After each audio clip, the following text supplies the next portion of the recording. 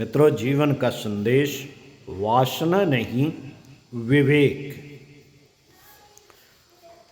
वासना या विवेक दो में से एक का चुनाव करना ही पड़ता है।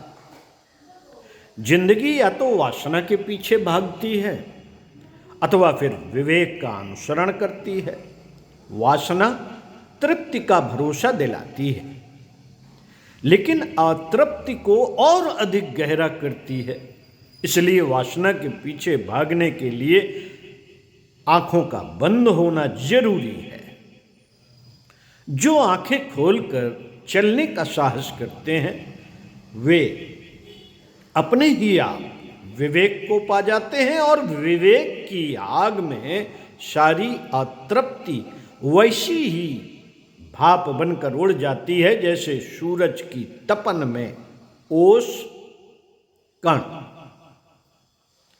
प्राणी विज्ञानी लिबमैन ने एक खास तरह के कीड़ों का जिक्र किया है। ये कीड़े हमेशा ही अपने नेता कीड़े के पीछे चलते हैं।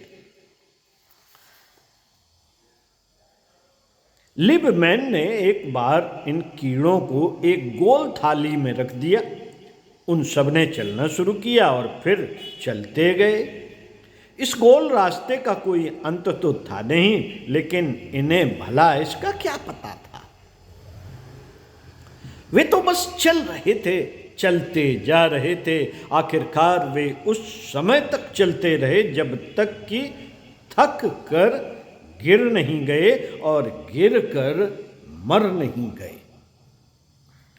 वासनाओं के पीछे भागते हुए व्यक्तियों की दशा भी कुछ इसी तरह की है। मौत से पहले वे कभी नहीं जान पाते कि जिस मार्ग पर वे हैं वह मार्ग नहीं, चक्कर है। मार्ग की कोई मंजिल होती है, यह कहीं पहुंचता है, लेकिन चक्कर तो बस गोल गोल घूमता है, पहुंचता कहीं भी नहीं। पहुंचता कहीं भी नहीं। जो वासनाओं के पीछे दौड़ रहे हैं वे भी बस चलते चलते चलते जाते हैं। वे यह भी विचार नहीं कर पाते कि जिस राह पर वे हैं वह कहीं कोल्हू का चक्कर तो नहीं। वासनाओं की राह गोल है। घूम फिर कर हम वहीं इन्हीं वासनाओं पर अटक जाते हैं। दुष्पूर भावना वासनाओं के पीछे चलकर भला कब कौन कहां पहुंचा है। इस राह पर न तो तृप्ति है, न तुष्टि और न ही शांति। कम ही ऐसे भाग्यशाली होते हैं जो अपनी मौत से पहले इस अज्ञानपूर्ण अंध भटकन से उबरकर विवेक का अनुसरण करने लगते हैं।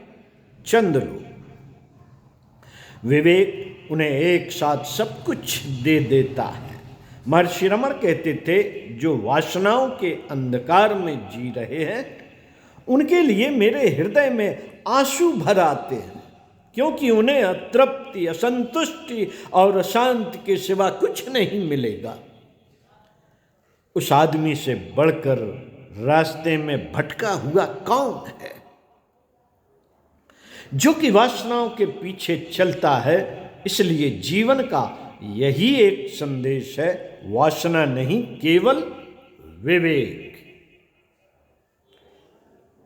जीवन पथ के प्रदीप, लेखक डॉक्टर प्रणव पांड्या, पृष्ठ 117। ओम